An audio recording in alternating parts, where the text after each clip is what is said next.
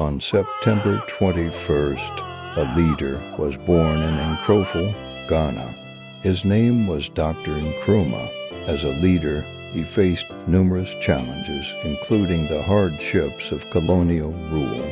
But he was determined and driven by a vision of freedom for his people. He traveled to America to study, and he returned to Ghana with a fierce resolve to fight against colonialism.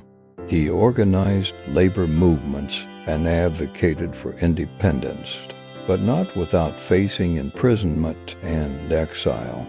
In 1957, after years of struggle, Ghana became the first African nation to gain independence, and Nkrumah became its first president.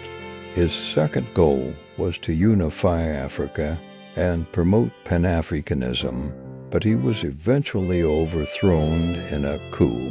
Despite facing despair and exile, Dr. Nkrumah remained a symbol of resilience and hope for many Africans.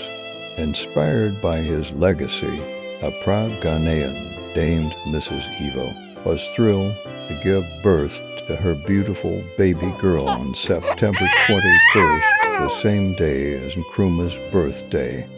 Eva named her daughter Benedicta, a Saturday born, believing that she could have that determined spirit and resilience any time she faced adversities.